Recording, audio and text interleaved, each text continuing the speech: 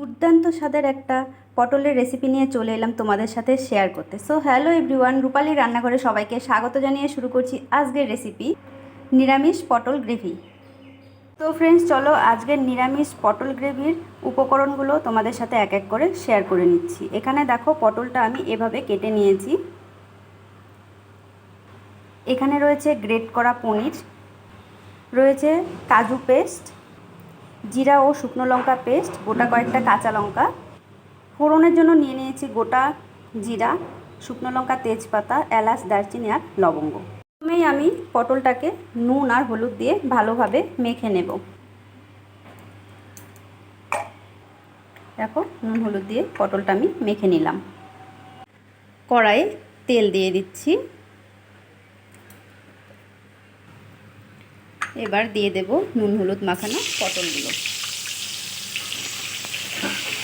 দিয়ে নেড়ে চেড়ে পটলটা আমি খুব ভালোভাবে ভেজে নেব। পটলটা আমি উল্টে পাল্টে খুব ভালোভাবে ভেজে নিয়েছি। এবার নামিয়ে নেব।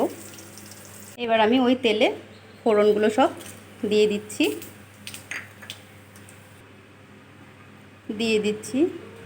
জিরা ও শুকনো লঙ্কা পেস্ট,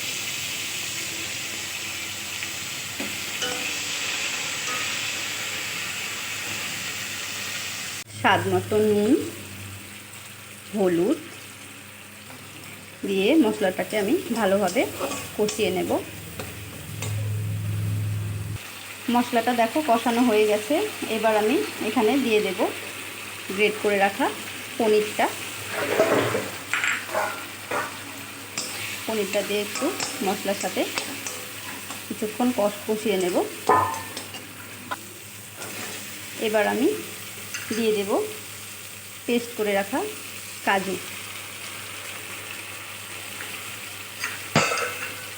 দিয়ে দেব গোটা কয়েকটা কাঁচা লঙ্কা, দিয়ে আরও কিছুক্ষণ কষিয়ে নেব।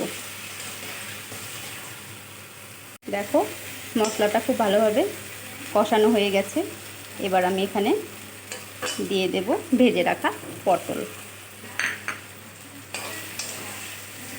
দিয়ে অল্প নেড়ে চেড়ে এখানে জল অ্যাড করে দেব।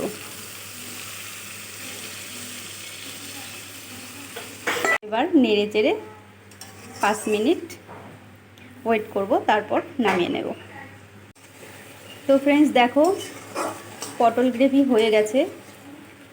আমি এবার উপর থেকে অল্প গরম মশলা ছড়িয়ে নামিয়ে সার্ভ করে নেব। তো তোমরা কে কোথা থেকে আমার এই রেসিপি দেখছো অবশ্যই কমেন্টে জানাবে। আর রেসিপিটা ভালো লাগলে তোমরাও বাড়িতে এভাবে একবার ট্রাই করে দেখো, আশা করি ভালো লাগবে। সো ফ্রেন্ডস, পটলের নিরামিষ গ্রেভি তৈরি হয়ে গেছে, আমি সার্ভ করে নিয়েছি। রেসিপিটি তোমাদের কেমন লাগলো অবশ্যই জানাবে। ভালো লাগলে লাইক, কমেন্ট, শেয়ার করে অন্যদেরকেও দেখার সুযোগ করে দেবে।